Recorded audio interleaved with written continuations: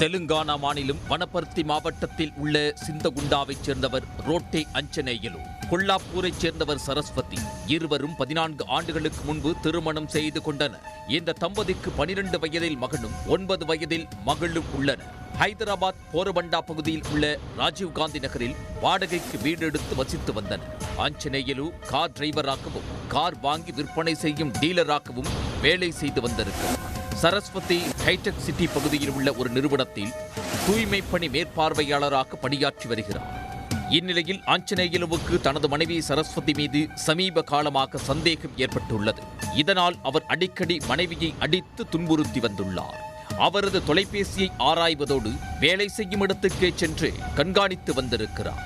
இதனால் கணவன் மனைவி இருவருக்கும் இடையே வாக்குவாதம் ஏற்பட்டுள்ளது.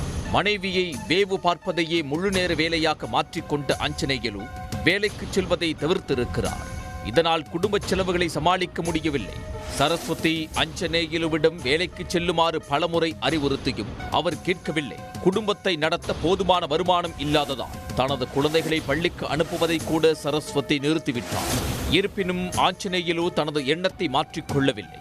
இதனால் ஆத்திரமடைந்த சரஸ்வதி கணவனிடம் சண்டை போட்டுக்கொண்டு சில நாட்கள் முன்பு குழந்தைகளை அழைத்துக் கொண்டு தனது பெற்றோர் வீட்டுக்கு சென்றிருக்கிறார். சில நாட்களுக்கு பிறகு மாமியார் வீட்டுக்கு சென்ற ஆஞ்சநேயலு சரஸ்வதியின் பெற்றோரிடம் பேசி இனி சண்டையிட மாட்டேன் என சமாதானப்படுத்தி இந்த மாதம் 17ஆம் தேதி மனைவி மற்றும் குழந்தைகளை வீட்டிற்கு அழைத்து வந்திருக்கிறார். கணவர் திருந்துவிட்டார் என நிம்மதி பெருமூச்சு விட்ட சரஸ்வதி கடந்த திங்கட்கிழமை வேலை முடிந்ததும் வீட்டுக்கு வந்து பிள்ளைகளுக்கும் ஆஞ்சநேயலுவுக்கும் சாப்பாடு கொடுத்திருக்கிறார். 4 பேர் உறங்க சென்றிருக்கிறார்கள். சரஸ்வதியும் பிள்ளைகளும் ஆழ்ந்த உறக்கத்தில் இருந்துள்ளனர். ஆனால் ஆஞ்சநேயலுவுக்கு மனைவி மீது இருந்த சந்தேகமும் வெறுப்பும் குறையவில்லை. திடீரென வீட்டிலிருந்து இரும்பு ராடை எடுத்து தூங்கிக் கொண்டிருந்த சரஸ்வதியின் தலையில் பலமாக தாக்கியிருக்கிறார். ரத்தம் பீரிட சம்பவ இடத்திலேயே சரஸ்வதி துடிதுடித்து இறந்து போயிருக்கிறார்.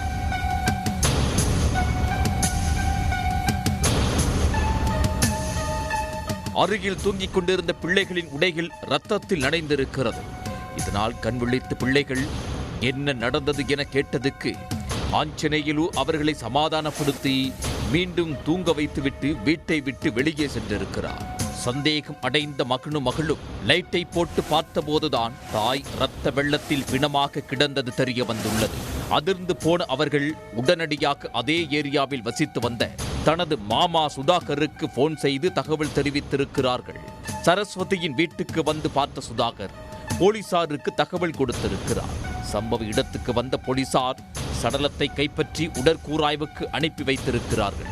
கொலைக்கு பிறகு ஆஞ்சநேயலு என் வாழ்க்கை துணையை நான் என் கைகளால் கொன்றேன் என எழுதி சரஸ்வதி சடலமாக கிடக்கும் புகைப்படத்தை வாட்ஸ்அப் ஸ்டேட்டஸாக தனது போனில் வைத்திருந்தது விசாரணையில் தெரிய வந்துள்ளது.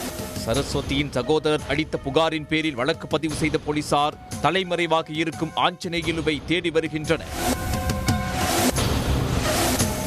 சரஸ்வதியின் சகோதரர் அளித்த புகாரின் பேரில் வழக்கு பதிவு செய்த போலீசார் தலைமறைவாக இருந்த ஆஞ்சநேயலுவை கைது செய்து சிறையில் அடைத்திருக்கிறார்கள்.